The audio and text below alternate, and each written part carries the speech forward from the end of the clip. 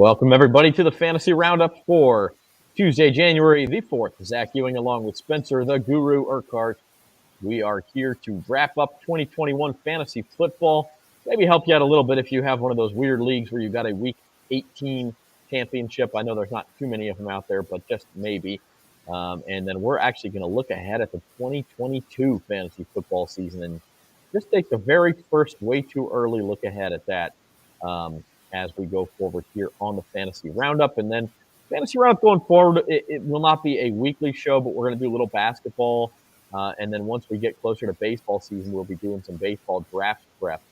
And really, Spencer, as we talk about that, you've almost got to wait for all the free agency stuff. And that means you've got to wait for the lockout to end before you can really do a lot of baseball draft prep. Oh, man, yeah, that's going to be a mess, Zach. I hope it gets resolved soon because else we're going to have to be talking football off season because that never stops. And then basketball, too. Basketball's been such a mess, man. I'm getting so frustrated with our league. Half my team's got COVID.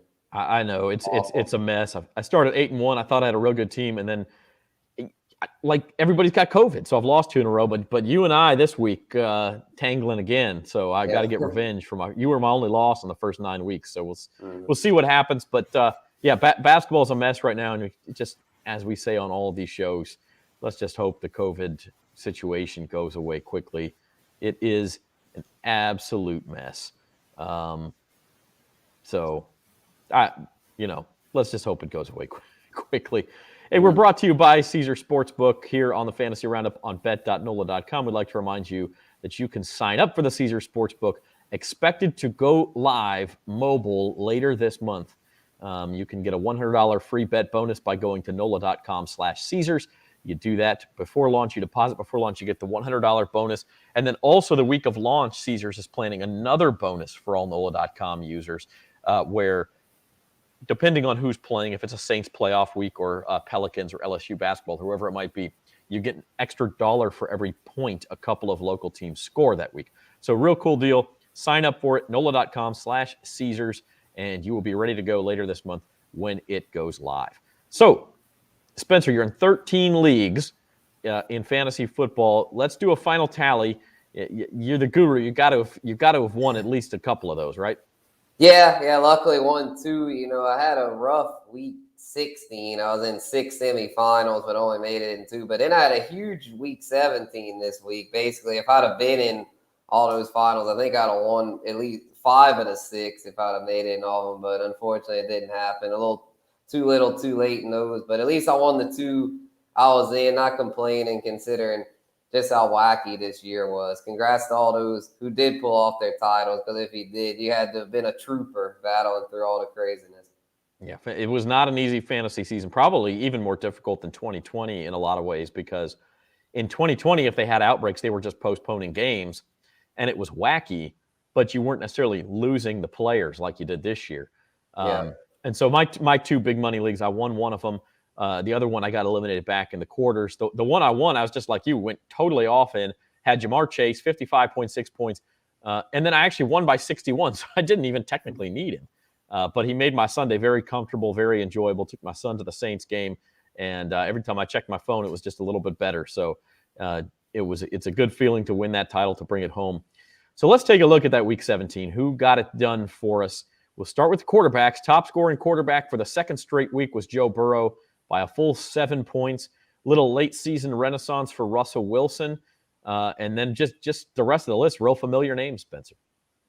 Right. Yeah, Burrow is really the big surprise, because but prior to these past couple of weeks, he was having a nice year, but now he's having an elite year. He's been a top-end QB1. He's been the QB1 these past couple of weeks. And Russ, a little surprising, too. Wasn't expecting him to be in the top 5, although he did have a cupcake matchup against Detroit. So, it's good to see him perform well, showing that he's not washed up. He still has some good production left in the tank. And then Brady, Dak, and Kyler, all the usual suspects there. They've appeared plenty of times in the top 5. No Herbert, no Mahomes, but, still a pretty straightforward group. Yeah, to your point, Joe Burrow finished as the number 6 quarterback this year and he was down in the teens for the first half of the year. So he really came on strong. The top 5 for the year, by the way, in terms of total points, were Josh Allen, Justin Herbert, Tom Brady, Patrick Mahomes, and Aaron Rodgers. And Burrow was 6th. So yeah, just really tremendous season for him, second half of the season especially. Moving on to running backs, Rashad Penny of the Seahawks. It was just a big fantasy day in that game, period. We had several Seahawks going off. Also, Amon-Ra St. Brown, we'll talk about for the Lions, went off. Najee Harris, a big Monday night for the Steelers. And boy, you want to talk about fantasy moments. I don't personally know anybody, but I guarantee you there were plenty of matchups. Drop a comment if your fantasy championship in your league was decided by that 37-yard touchdown run by Najee Harris that the Steelers didn't even really need with a minute and a half last night. Yeah, they were thinking, maybe he'll just go down and they'll let Ben throw it in since it's his last home game. But nah, Najee wanted that. He had green grass. He took it, ran with it. And yeah, I had him on one of my championship teams, so I wasn't complaining. I was like, I didn't really need it either, but I was just like, whatever. Give him more production. It just he deserves it. But it is run weird. It up, baby, run it up. Right. Yeah, it's kind of weird seeing this list because he's the only familiar name on it. Rashad Penny. We've talked about him a lot in recent weeks, especially on the waiver wire segment. But for him to be the top scoring running back this week is quite surprising, even with the good matchup. I didn't expect Penny to be able to hold up to put together a week like this. He's been so injury prone, but he's finally showing that he can stay healthy. And when he is healthy, he's pretty productive. And then Darrell filling in for Clyde, Boston Scott filling in for Miles Sanders, and then Devin Singletary. Been impressed with him in recent weeks. Finally, looks like he's taken over as the workhorse there in Buffalo. It's about time. They've been lacking a workhorse now for over a year, it seems like. I know a couple of local guys there to shout out. Darrell Williams from LSU and Boston Scott from Zachary High School getting it done. Pretty cool to see those guys up there. Your top 5 running backs for the season in fantasy in terms of total points. Of course, Jonathan Taylor was number 1, Austin Eckler number 2, Najee Harris comes in 3rd, then Joe Mixon, and how about Leonard Fournette at number 5, even though he missed the last couple of weeks. So another LSU guy, and really just goes to show you, we talked about this a little bit last week, but that 0 RB strategy, if you draft the right guy, he'll pay off. If you drafted Najee Harris or Austin Eckler or obviously Jonathan Taylor, he paid off. Joe Mixon paid off. But, Leonard Fournette was number 5. Cordero Patterson was number 7. You go down the list a little bit. Javonte Williams was like number 15. Damian Harris, number 17. Darrell Williams, 18. So there were a lot of guys who you could have gotten real late in drafts and would have gotten you starter-level production. Right, yeah, and that was probably a league-winning strategy for a lot of people, considering how many of the first-round running backs didn't live up to the hype. CMC and Henry get hurt, and then guys like Kamara, Dalvin Cook just don't really. They just Saquon, Zeke. They just didn't get it done, man. Just didn't live up to the hype. So yeah, it was a weird year for sure, and just it goes to show that. Yeah, you can just see it. I don't know. I can just tell you that don't if you have a quote unquote bad draft, like if the fantasy whatever guys tell you that your draft sucked, don't take that to heart. Just keep your waiver wires in. Keep up with your waiver wires, make trades, and you'll be okay. Honestly, the league that I won this year was the one where the draft came in the middle of the hurricane. I had no power, and I had preset the order because I had a feeling that I might lose power. And so I had preset my draft order. But that, as you know, that only works to a certain extent. Like you might get guys that you really like. I got Jamar Chase, for instance, because I put him a full round higher than where he was ranked. And so I ended up with him, and that obviously worked out well. But like 6 of my first 7 picks were wide receivers, which doesn't always work out real well. But anyway, long story short, yeah, what you feel on draft day is not always the way it works out. In my other league, I thought I had a really good draft, and I ended up having a pretty good team. I was the 4th best team in the league, but I got bounced in the quarterfinals, and that was all she wrote. So it does not always matter. By the way, Spencer, you talk about Zeke. I'm going to spring this question on you. Where do you think Ezekiel Elliott landed in terms of total points for running backs? Like what number running back was he total points PPR? Yeah, he actually ended up, he stayed healthy and had a fairly decent stretch run. So I think he ended up right around sixth in He was points. sixth. Yeah, that's right. And so he actually was not a disaster, even though there were some frustrating weeks, including this last one for Elliott owners. I mean, you can't be unhappy with drafting him as like the number 7 overall running back when he finished number 6. So obviously there's always better picks to be made, but Jonathan he wasn't the Taylor. worst. Yeah, Jonathan Taylor would have been being one, Austin Eckler being another. Top scoring wide receivers for week 17. I'll bet you could have guessed who was number 1 on that list. He was the top scoring player in any week this year, 55.6 points, 266 yards, 3 touchdowns, just going total beast mode. Another LSU guy in Jamar Chase. Right, yeah, basically lapped the field this week, had him in one of my championship matchups, and made the day a lot easier. Like you say, you could, breathe easy if you had him, because you pretty much had it won unless your opponent had Burrow. That'd be the only way you wouldn't be comfortable probably. And then Amon-Ra St. Brown, what a stretch run he's had. Incredible production there. Picked him up in some leagues. Unfortunately, couldn't even use him in one because I was eliminated. But I mean, it still was cool to see him produce. I actually picked him up in my keeper league. I have him in my keeper league where you keep 6 players. I'm thinking he's going to be one of my 6 keepers because I had Calvin Ridley in that league. But considering how uncertain his situation is and just how awful the Falcons' offense looks right now, I'm thinking about keeping Amon-Ra next year. And Devontae Adams, just solid. He just torches the Vikings throughout his career. 30 points for him as well. And then Braxton Berrios of the Jets. I don't think, I mean, he won you leagues if you picked him up, but I don't know what kind of league you'd have to be in where a championship level team's picking up Braxton Berrios. But he scored 25 points. He's certainly a DFS legend.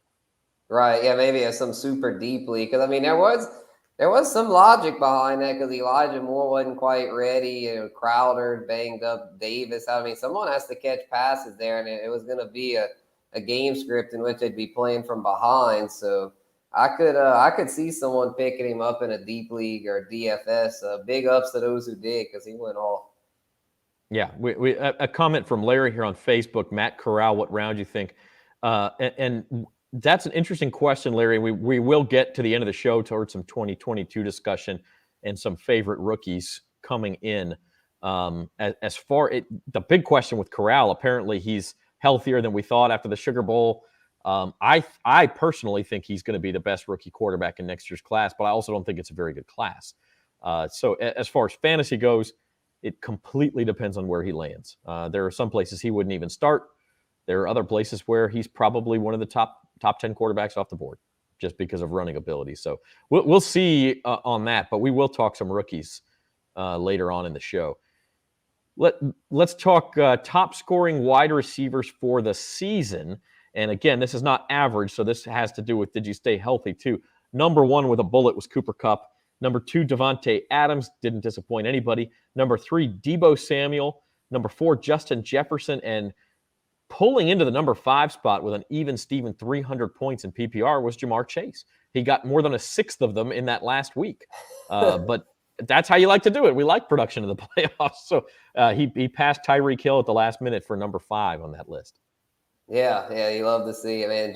Justin Jefferson made it too, so 2 LSU products up in there. Yeah, and then Deebo, a huge surprise. I think he was even a bigger surprise than Chase because, I mean, we knew Chase and Burrow had that great connection where Deebo, a lot of people pegged Ayuk as the top guy there. And, I mean, Ayuk just kind of fizzled out and Deebo went off as a result. Yeah, no, that's a great call. Top scoring tight ends in week 17. We are, by the way, going to talk our biggest surprises here in a minute of the season. This was a bad week for tight ends. Only guy over 20 was Noah Fant. Probably wasn't started in most leagues, certainly not in championship games. Gronk had a good week for Tampa Bay. Mark Andrews was solid, but not where he has been. Same with Kelsey, and then Dallas Goedert rounding out the top 5 here. Mm-hmm. Yeah, pretty straightforward. Noah Fant, like, where did you come from, Noah? He had been hiding all year, and then he delivers a big week 17. So yeah, he probably had him benched, but yeah, he came through for those that took a chance. And then Mark Andrews has just been so good, so consistent. Even with these backup quarterbacks, he still managed to be a top 5 tight end. And I said it last week. I'll say it again. I'm thinking he will be the number 1 overall tight end off the board next year. Yeah, I mean, we were talking about that last week, and I don't think that's a bad call because if you look at top scoring tight ends for the season in total points, Mark Andrews, number 1 with 284. A big drop off to Travis Kelce at 249, and then an even bigger drop off to number 3, which is George Kittle. Of course, he had a month where he was unstoppable, but he also wasn't healthy all year long. Dalton Schultz of the Cowboys was number 4, and then Kyle Pitts, the rookie from Atlanta, edges out Zach Ertz and Dallas Goedert to be number 5. Yeah, really surprised about Schultz. Just, coming in, he was just, he had an okay year last year, but not someone anyone was targeting. With Blake Jarwin was back, but Schultz proved to be the not only the top tight end on Dallas, also a really reliable fantasy option there. Yeah, absolutely. So let's talk our MVPs. First for Week 17, then we have season-long MVPs. I gotta say, Spencer, I'll let you go first on these things. You take all the good ones, man. So I'm always left getting somebody else. There was really only one MVP for Week 17 in fantasy football, and it was Mr. Ja'Marr Chase. Yeah, I mean, he just he can't go with. I mean, Burrow. I mean, you can maybe say it, but I mean, Chase just. I mean, from the PPR perspective, just. I mean, you can't get any better than that. I mean, it's just for an NFL receiver to deliver that kind of game. It's just stuff that you just don't see that. I mean, it's insane. I mean, the kind of season Cooper Kupp put up and then the kind of week Ja'Marr Chase put up. I mean, it's just this receiver production it's just getting out of control, man, and in a good way as far as like these guys they're going to be some guys eventually pushing, Megatron's single season record and Jerry Rice's career records potentially if they can stay healthy. I mean, this is air raid. The air raid is in full effect. There's no doubt. Spencer, how close do you think we are to seeing wide receivers drafted more often in the top 5 of fantasy football drafts? Oh, I think it's coming next year. I could see Cooper Kupp and Davante Adams going in the top 5 next year, especially considering the running backs the running backs struggled big time this year. I mentioned that in my column today about how just, I could see that for sure being a shift, especially for PPR leagues. Yeah, and I mean, the issue, too, is running backs get hurt more often. They just do. Mm-hmm. These receivers are sticking around. They're playing 16, 17 weeks, and so you can count on that production to be there all year long. I took Davante Adams in the first round of both of my leagues and was real happy with it. I mean, he obviously wasn't Cooper Kupp, but he was the next best thing, and you could just count on him every single week. My Week 17 MVP, another wide receiver, and it's Amon-Ra St. Brown, and, was he Ja'Marr Chase? No, but if you had Amon-Ra St. Brown, either in DFS you probably cashed, and if not, it probably was, if you could pair him with a DK Metcalf, a Davante Adams, a Cooper Kupp, he obviously is not going to be your number 1 wide receiver. He probably won you that championship because unless you were facing Chase, or even if you were, maybe this 35 points was 5 points better than anybody else scored. And it's also, like you said, his 3rd straight week over 23. Yeah, it's crazy. It's amazing how these rookies have done. That's another takeaway. I have just these rookies. This rookie class was just off the charts, especially the skill guys. I know the quarterbacks didn't really deliver. Man, the skill guys, the running backs, receivers are just, even the tight ends some weeks with Pitts and Freiermuth. It was just incredible to watch. And yeah, Amon-Ra stretch run. Straight fire. Yeah, no doubt about it. But nobody was as fire all year long as your fantasy MVP. You drafted this guy. You were almost undoubtedly in the playoffs. Didn't have a huge playoff run, but he was solid for you too, and might have helped win some championships too.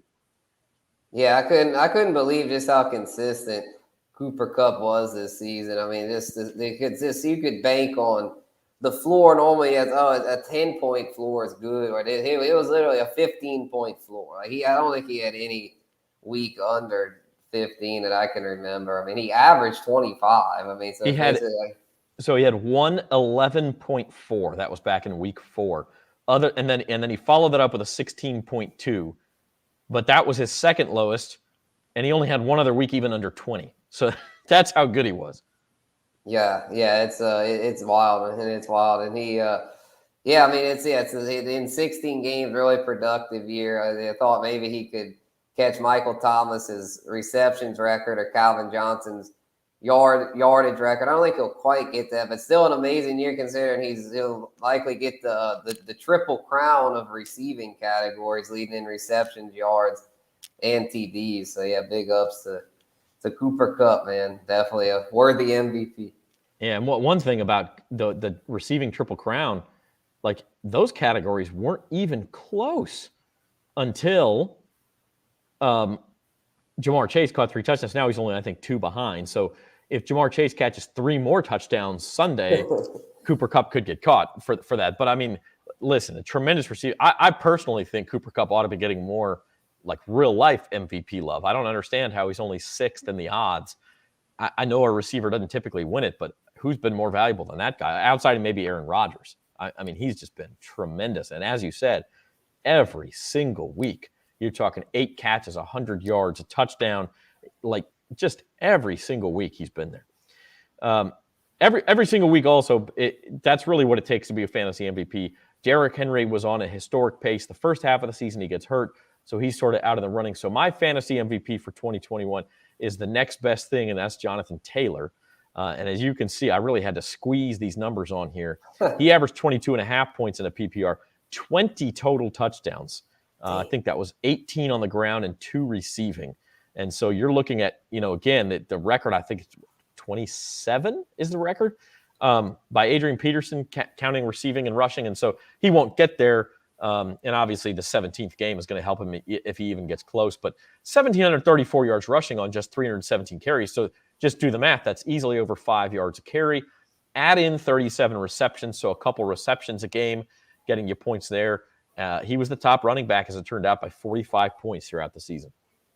Right. Yeah, it'd have been interesting to see if him and Derrick Henry duke it out for top running back honors. It's almost like when Henry went down, that's when Taylor really blew up. So I think their seasons would have been very similar if Henry could have stayed healthy. But yeah, Taylor definitely a worthy choice, and him and Kupp are neck and neck. I mean, for a full PPR, I mean, it's probably Kupp, but if it was like half PPR, standard probably Taylor with all the touchdowns.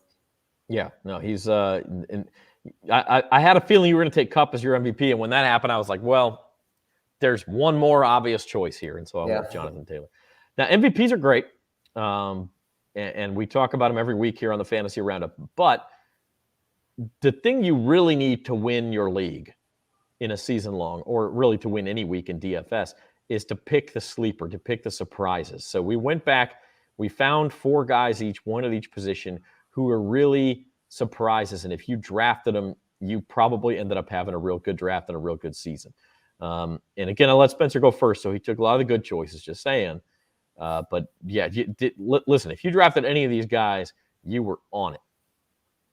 Yeah, man, this is wild. Yeah, Debo's ADP there was a little higher than I thought, but still an amazing value. I mean, there's no denying that. And then all these other he's ones, like wide receiver 11 drafted, and he ended up being wide receiver 3. That's all you got to say.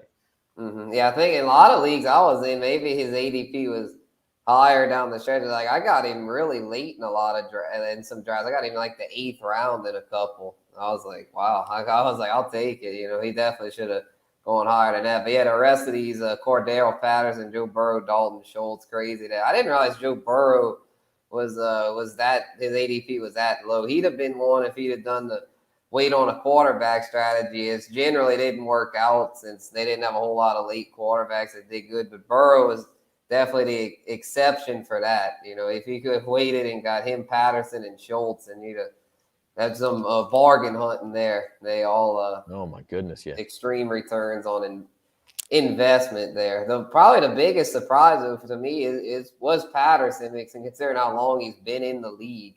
Been in the league 9 years. Did not see that coming one bit.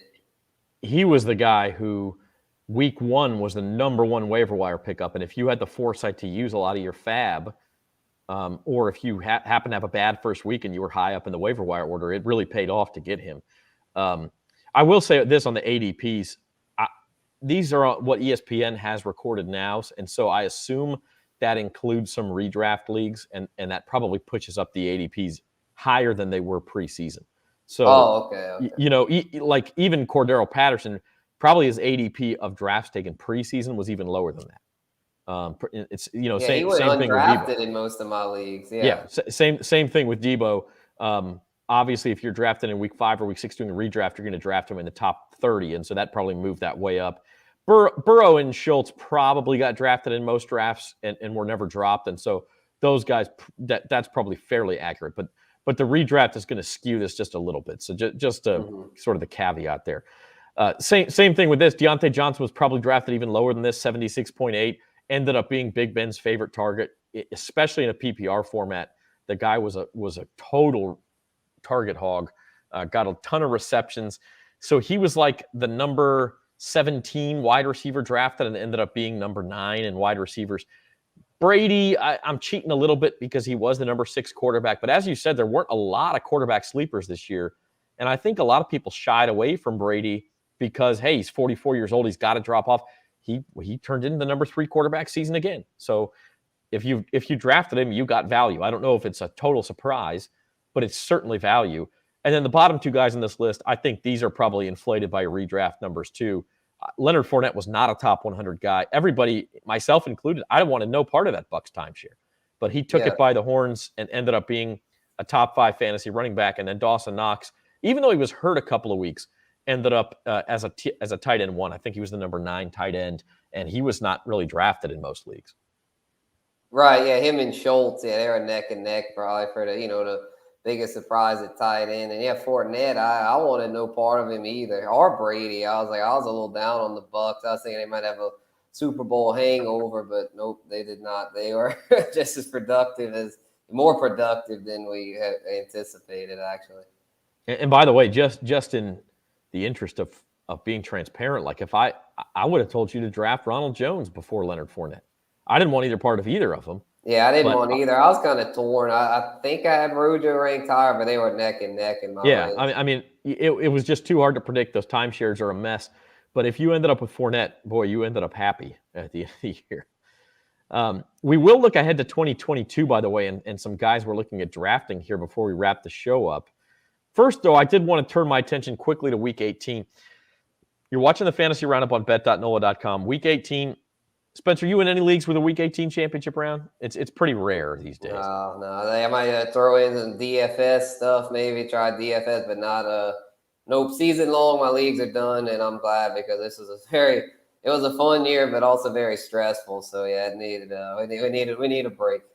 Yeah, and Week 18, I mean, look, and what used to be Week 17, if your championship round is in the final week, if you're the commissioner, you should change it. And if you're not the commissioner, you should tell the commissioner to change it because it's just as much of a mess as COVID was this year. That's how the last week of the year is every year. But Aaron Rodgers might not play, so you're going to tell some guy in the championship who has Aaron Rodgers he can't have his top quarterback for the championship match. It's and it happens every year where some top team, Patrick Mahomes, may only play a half. If the Chiefs have a 20-point lead at halftime against Denver, not going to play in the second half. I mean, you just can't predict these things, and so. I don't like it, and I really fantasy ought to end the week before the end of the season. I feel that way for baseball and basketball too.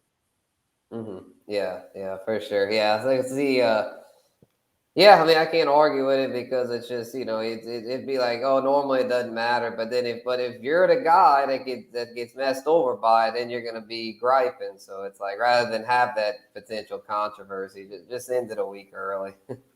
There's enough randomness in fantasy sports. Don't try to introduce more. You don't need that in your life. However, you can play DFS Week 18 and actually throughout the playoffs. This week you have a Saturday slate with the 2 games, the Chiefs and Broncos, followed by Cowboys and Eagles. Again, as we always say, you got to keep an eye on the news. The Eagles have a COVID outbreak. Not sure how many starters Dallas may or may not play. It sounds like they're going to go for it because a win could mean boys. And a loss could mean as low as the 4 seed. And so that matters. You don't even know who you're going to play the first weekend, but where it really matters is if you win that wild card weekend, if you're the 2 or the 3 seed, you're getting a home game in the second round versus if you're the 4 seed, you most likely will end up on the road in the second round. And so that's where it really comes into it. Having said that, the main Sunday slate, lots of good games to choose from, Spencer, and you went with the local guy here as your quarterback pick. Yeah, I'm thinking Taysom has a really big week this week. A lot of Saints fans, I think, are a little, and rightfully so, cautiously optimistic against Atlanta as far as not thinking that they're gonna do super well. But I'm optimistic. I'm very optimistic. I'm thinking the Saints offense has a much improved showing this week. I know they've been stuck in a rut lately, but I'm thinking Taysom blows up this week, really opens it up with his legs, has a big game, hopefully similar to what he did against the Jets. Because Atlanta gave the Saints trouble the first time around, but this time around, the Saints have something to play for. Atlanta doesn't. I know they'd love to spoil our season, but I'm thinking that Taysom's gonna get it done this week in a big way. And then at running back, Devin Singletary, he has a good matchup there. And it's been really, he's been the workhorse, like we mentioned earlier. And I think he's a really nice value there at 6,000, along with Christian Kirk, who's taken over as the top dog with DeAndre Hopkins out there in Arizona. And they still have something to play for, a potential division title. And then Pat Freiermuth at tight end. Steelers theoretically could still make the playoffs. And he's got a good matchup against the Ravens, who have been just dreadful against the pass lately. Yeah, this second straight week you've picked Christian Kirk, actually. I think he came up with 13.9 points last week. Didn't get in the end zone, but a solid week otherwise. And so maybe you get in the end zone this week, and that becomes a pretty big value. My DFS good matchup against Seattle. They're gonna Seattle secondary got torched by freaking Detroit last week. So hopefully Kirk will do even better this week. Everybody seems to be torching that Seattle defense lately. My DFS picks, Tyler Huntley, again, it didn't have a great week against the Rams, but the Steelers have been susceptible to the mobile quarterback. This is, of course, if Lamar Jackson is still out, and that's to be decided. If Jackson's not playing, though, Huntley is pretty close to an approximation of Lamar Jackson's production, and he's $1,300 less. So I love that. A.J. Dillon of the Packers, again, we don't know. The Packers probably not playing a lot of starters. Aaron Jones going to get a lot of the weekend off. Dillon had a big week last week, even though he's technically the number 2. So love the value there. And then Marquez Callaway, I'm not sure the market has reacted yet to the idea that Callaway has become the Saints' number 1 receiver. He had 97 yards last week. And obviously, even against the Dolphins, he was the only one doing anything with Ian Book at quarterback. He has become the guy, and the number 1 receiver in New Orleans, maybe not worth a ton, but I think it's worth more than 5,000, especially if he should get in the end zone this week. And then Zach Ertz at tight end, again, trying to exploit that Seattle secondary, just like you. Mm-hmm. Yeah. Hill Callaway stack could really pay off against the vulnerable Atlanta defense. And then A.J. Dillon, if he can get the start, will should take advantage of Detroit with Aaron Jones likely to be rested some. And then Huntley, I like it. I like all these values here. Might have to. I'm no season-long fantasy to keep up with. Like I said, I'm probably gonna take a stab at some DFS contests because man, they got some tempting stuff here. I got the guru seal of approval for these values. I'm excited about that. Oh yeah. I'm all in. Yeah, Huntley too. You have no Lamar. Yeah, it's him and Taysom are considering that with their mobility, they're like hacks basically. You can hack your lineup with these mobile quarterbacks. They give you that stable rushing floor. Yeah, love the rushing floor. Absolutely. All right, well, we hope you enjoyed the 2021 fantasy football season. And as Spencer mentioned, it's not over. You can play DFS, and you can play DFS throughout the playoffs. Every week, every day of playoffs, there's going to be a new slate on DraftKings and FanDuel and Super Draft and all that. And so that is a lot of fun. But the 2021 season pretty much over for fantasy. And the 2022 season is going to be here quicker than you know it. We will do a show around the 2022 NFL draft just afterward and talk about, we got the question about Matt Corral earlier, and Breece Hall is another one, a running back out of Iowa State I love. And it just so much with fantasy depends on where they land. If the trying to think of if the Colts draft Breece Hall, which I don't think they would, but he's obviously not starting over Jonathan Taylor. However, if the if the Raiders drafted him, could he start over Josh Jacobs? Sure, he could. Josh Jacobs hasn't lit anybody on fire. I think that could happen. Or if somebody loses a running back in free agency, somebody gets hurt in the preseason. Breece Hall's a name to keep an eye on. So we will talk some draft stuff. But before we go, let's take a real quick look at the 2022 fantasy draft next July, next August, when you're going to be making these picks. Guys who you will be targeting. I don't know if you're going to play 13 leagues again, Spencer. I don't know if you got the energy for that. But if you do, you're going to target these guys in multiple leagues. Who you got?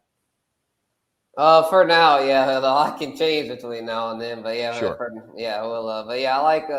I'm just kind of thinking ahead and just seeing these guys. I think they're all trending in the right direction. Well, the last one is more of a dart throw. We'll get to that. I'm sorry, yeah, Najee and Javonte. I feel like are both guys that are just Najee had a great rookie year, Javonte solid rookie year. And it's going to depend, assuming the offseason goes to plan. Najee, I will say, if Big Ben retires as planned and they can upgrade their quarterback situation, then I'm thinking Najee is a top 3 pick next year because he won't have all the box stacked against him like he did this year. And Javonte, assuming Melvin Gordon walks, I think he'll be a top 10 running back in 22 drafts. Josh Allen I put here because I feel like he's clear-cut the top quarterback because he's the only quarterback that's an elite passer and an elite runner. Kyler Murray's getting there. He might get there next year, but at this point, Allen's the only quarterback I would draft in the 3rd round because with Mahomes, man, I don't trust Mahomes because his running is not as elite as Allen, and his passing is just he's been kind of hit or miss. He had a solid year, but I'm not all in with Mahomes like a lot of people. I'm not trying to slight him, but I feel like Allen from a fantasy perspective is the better option.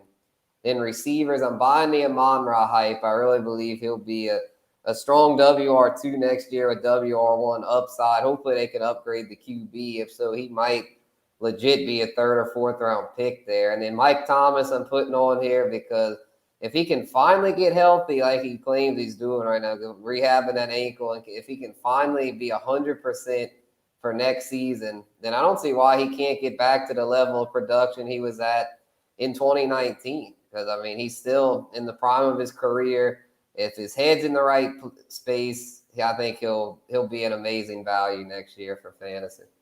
Yeah, the only guy I like of these, the only guy I'll disagree with you a little bit on is St. Brown, just because – not that I don't like him as a player. I get afraid when guys get real hot at the end of the year that they get overvalued. And now all of a sudden you got to spend a 3rd round pick on the guy when maybe he's a 5th or 6th round type guy. That's the one where I'd be a little bit worried about the value. But certainly if you could get him in the right spot. Love Michael Thomas, Javonte Williams as picks. Najee's interesting.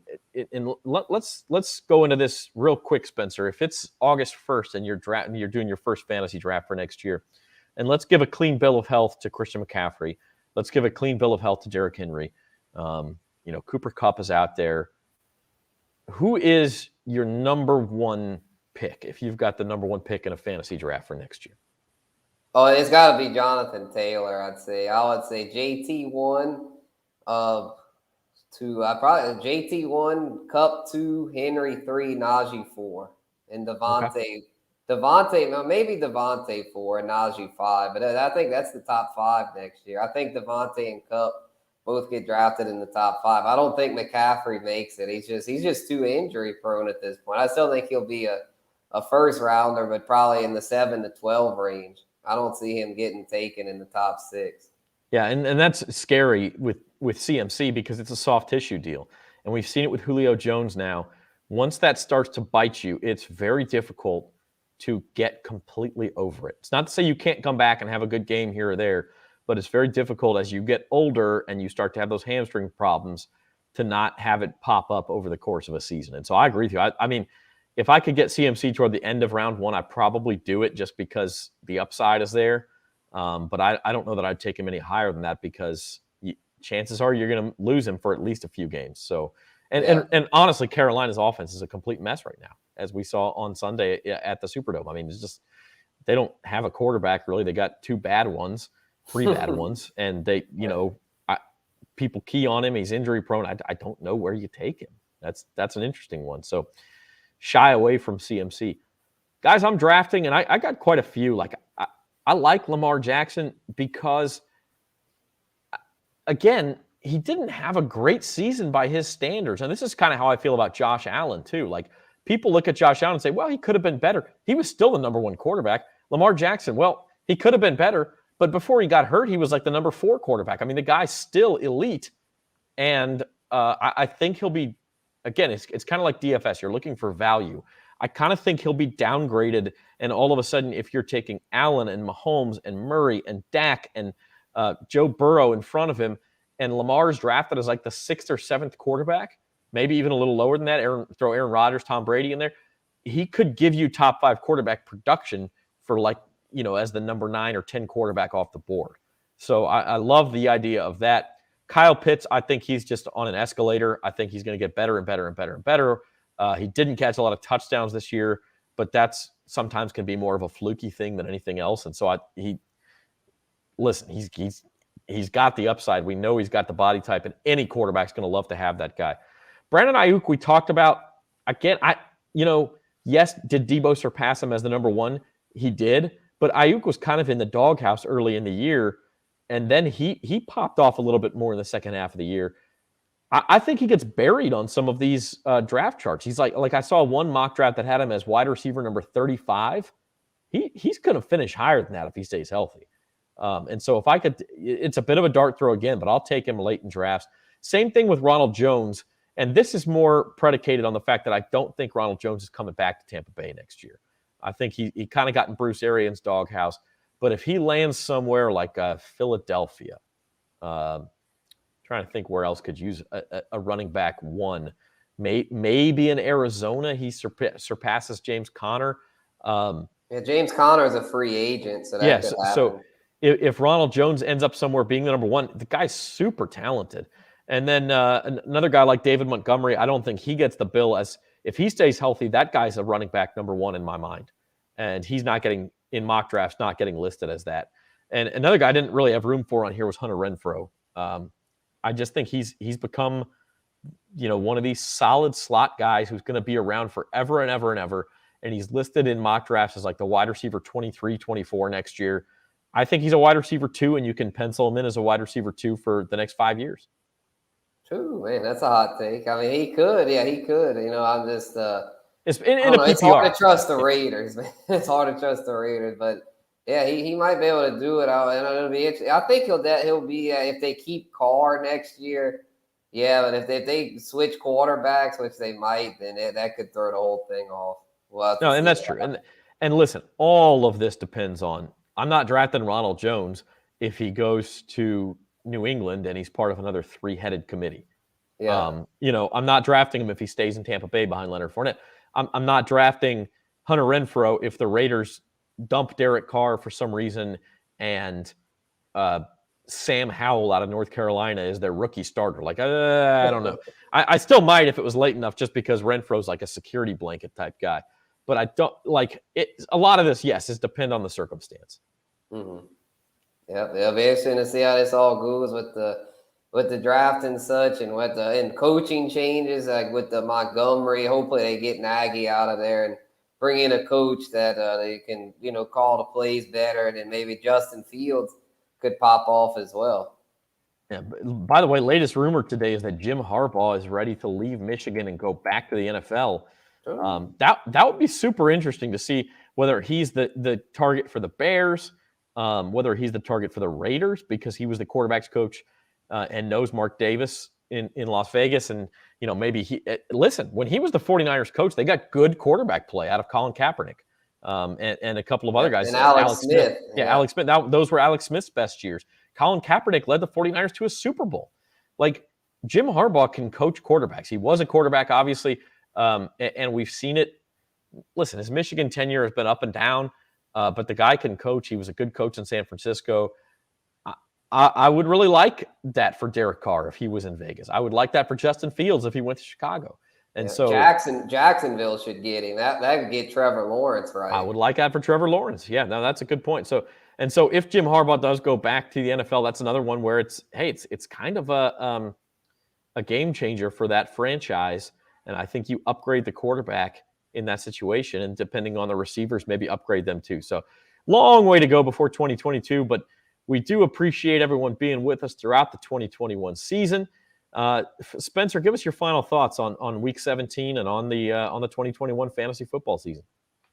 For sure, yeah, it was a fun one, albeit with the craziness. So appreciate everyone that stuck around with us through it all. I feel like it was worth it at the end of the day. It was wild, but it was still a good time, still fun to go live and write and talk about it each week. And so yeah, it was great. Week 17 was an air raid, thankfully. A lot of big points put up, so that was cool to see. It wasn't a big defensive struggle week, which a lot of times can happen late in the year like this with the weather getting cold across the country. But luckily, it wasn't too bad. At the solid weather and great performances for the most part. And so yeah, this 21 season, it was one like any other. We got through it though, and let's just enjoy the real life playoffs. That's usually what I do. I kind of take a step back, enjoy the real life playoffs, and we'll be ready for next year, even stronger. 2022 we'll have, I'm sure we'll be, like you said, have shows where we talk about the free agency, the draft, and all that. So we'll be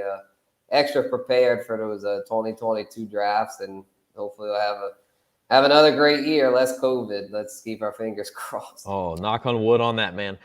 Look, I cannot wait until it's like 4th of July weekend, maybe the next week, and we unveil the Gurus rankings for 2022. We're ready to go. Oh yeah. But in the meantime, by the way, we've got fantasy baseball season. Hopefully the lockout ends and we get some free agent movement and all of that. We got some roster set, say by the month of March, and we can do some fantasy baseball draft talk, and fantasy basketball, of course, going on. Anything else? Any requests? Leave them in the comments. Fantasy soccer, fantasy hockey, fantasy auto racing, golf is NASCAR. NASCAR starts next month. Yeah, so we will cover it all. May not be back with you every single week on the Fantasy Roundup, but we'll let you know the schedule. We will be back on Thursday here on bet.nola.com with At the Book.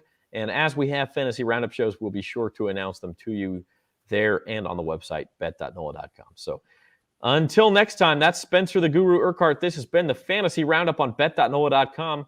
I'm Zach Ewing. Have a good one, everybody.